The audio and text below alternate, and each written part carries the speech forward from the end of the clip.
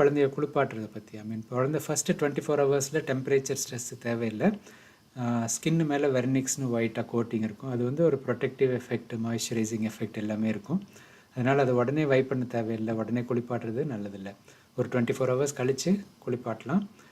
Soap போடாமல் just liquid பேரஃபின் இல்லாட்டி வேசலின் போட்டுட்டு அந்த வெர்னிக்ஸ் எடுக்க முடியும். எக்ஸ்ட்ரா சோப் போட்டு குளிப்பாட்டுறது சரியில்லை. ஏன்னா சோப்புன்னு போடும்போது ஸ்கின்னு ட்ரை ஆயிரும் பேபிக்கு ட்ரை ஸ்கின் காமன்.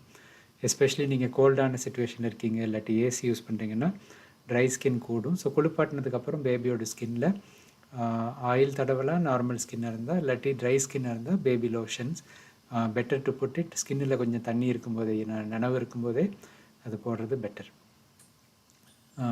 டெய்லி குளிப்பாட்ட தேவையில்லை. ரொம்ப சூடான தண்ணியில் குளிப்பாட்டக்கூடாது.